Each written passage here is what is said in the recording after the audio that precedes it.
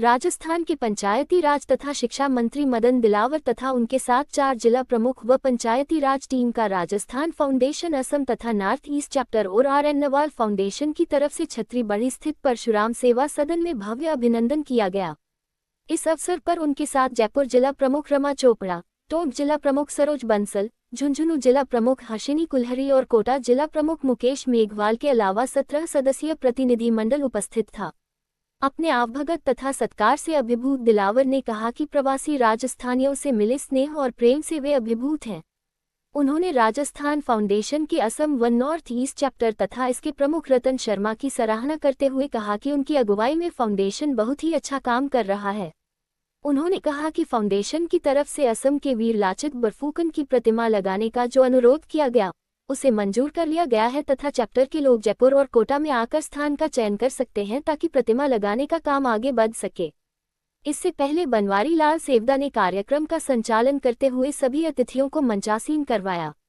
कार्यक्रम का शुभारंभ मदन दिलावर व सभी जिला प्रमुख तथा मारवाड़ी सम्मेलन के प्रांतीय अध्यक्ष कैलाश काबरा, भाजपा असम के कोषाध्यक्ष Rajkumar Sharma, Rajasthan foundation north east chapter के अध्यक्ष रतन शर्मा ने भगवान परशुराम के चित्र के आगे दीप प्रज्वलित कर कार्यक्रम का शुभारंभ किया।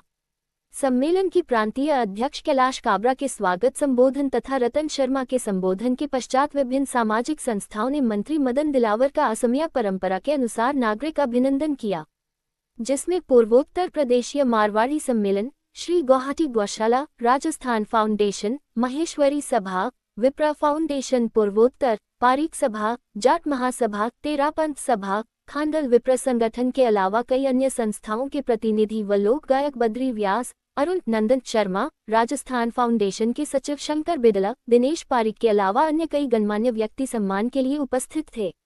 गौरतलब है कि 3 दिवसीय असम मिजोरम दौरे पर श्री दिलावर रविवार की सुबह गुवाहाटी पहुंचे थे। सुबह में उन्होंने कामाख्या पहुंचकर माता के दर्शन तथा विशेष पूजा अर्चना की। देर शाम उनका राजस्थान फाउंडेशन तथा RN नोवाल फाउंडेशन की तरफ से परशुराम सेवा सदन में नागरिक अभिनंदन समारोह था। मां कामाख्या की धरती पर और वीर लाचित वीर फकुंद की धरती पर उपस्थित है और मैं आभार व्यक्त करता हूं श्रीमान नोवाल साहब का, श्रीमान रतन शर्मा का, कि आपने आप सबके सामूहिक रूप से दर्शन करा दिए हैं और मैं अपने आप को आपके बीच में पाकर के गौरवान्वित महसूस कर रहा हूं। डायरेक्ट इनडायरेक्ट रूप में कई सारे लोग उनसे पलते फूलते वो सब चलते और हम एक सेतु का काम करते हैं जनता के बीच में और अपने बीच में एक सेतु का काम करते हैं ताकि हम जनता को नजदीक जाकर के अधिक से अधिक सेवा कैसे दे सकते हैं। सरकारी विद्यालय की बजाय निजी विद्यालय में पढ़ाई अच्छी होती है ऐसा आम लोग सुनते हैं, लेकिन राजस्थान में पुराने जमाने की बातें हो गई थी।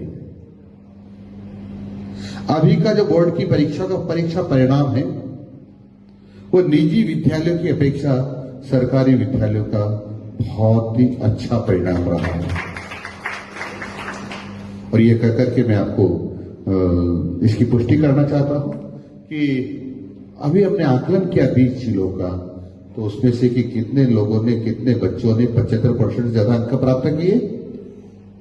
तो सरकारी विद्यालयों के बच्चों ने 18,300 बच्चों ने 75% से ज्यादा अंक प्राप्त किए सरकारी विद्यालय वालों ने, और निजी विद्यालय वालों ने 13,200 बच्चों ने अंक ज्यादा प्राप्त किए 75% से।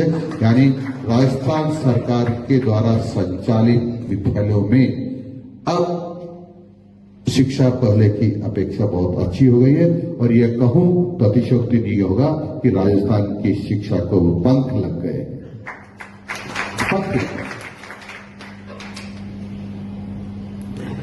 राजस्थान को आप सब जानते हैं, वहां पैदा हुए सबको जानते हैं कि इतनी विविधताएं हैं।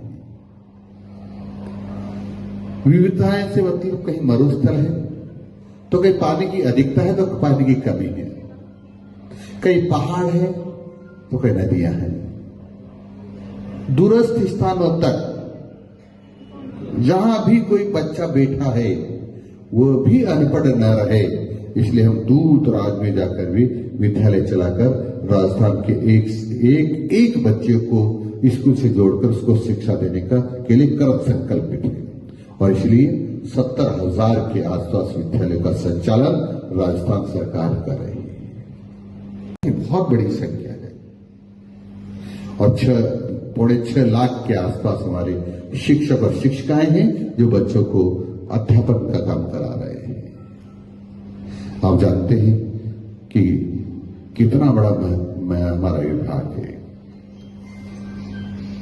अब उसमें कुछ न कुछ कमियां जरूर हमारे होती रहती है। मैं चाहता था कि पहले की सरकारें ये सोचती कि भवन जब हमारा बनता है उसी समय उस भवन के ऊपर एक लिखा जाए कि इसका निर्माण की तिथि क्या है और इसकी अधिकतम तिथि यानी एक्सपायरी डेट क्या है, ताकि जब भी वो भवन की एक्सपायरी डेट आए यानी लास्ट तिथि आए तो उसको गिरा दिया जाए और नया भवन बना जाए, ताकि जर्जर भवन होकर के गिरने से हाथ से टाले जा सके। अभी राजस्थान में कुछ घटनाएं हुई, दुखद घटनाएं थी। कुछ बच्चों को हमने हमारे से खो दिया, तो काफी दुखद थी। हमने तय किया है अब जो भी भवन बनेगा उसके ऊपर हम मैन्युफैक्चरिंग डेट भी लिखेंगे, तो उसके साथ साथ उसके एक्सपायरी डेट भी लिखेंगे, तो आने वाले समय में ये पता रहे कि उसकी तिथि अंतिम है, उसको कब गिराना है, ताकि सरकार उसी हिसाब से योजना बनाकर नए भवन बनाने की तैयारी करती है। तो राजस्थान सरकार के सामने बहुत दुखद विषय यह है कि अभी हमारे पास 85,000 से ज्यादा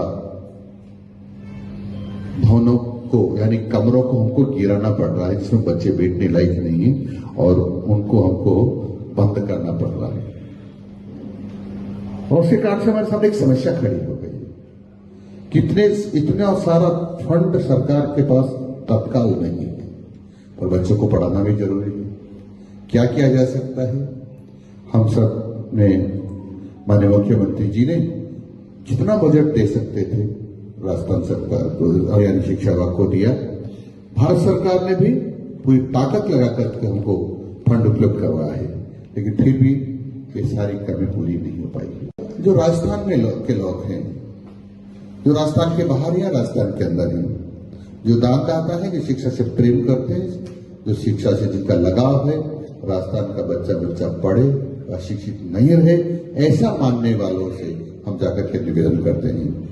और अब तो जहां पर लोग शादियां करने के लिए पता नहीं देश के बड़े बड़े शहर अच्छी जगह ढूंढते थे, शायद अब कहीं ऐसा नहीं हो, उल्टा प्रवाह हो जाए, उधर से आने लग जाए। पंचायतों से आग्रह किया कि वो प्रस्ताव पारित करके उस पर काम करें। एक गांव एक चारागाह से हमारा तात्पर्य होता है कि एक हमारा जो लगभग 6 हेक्टेयर का एक भूभाग होता है, उसके ऊपर पेड़ लगाते हैं, उसके ऊपर चारागाह बनाते हैं, ताकि पशुओं के लिए, गौ माता के लिए घास पैदा हो सके।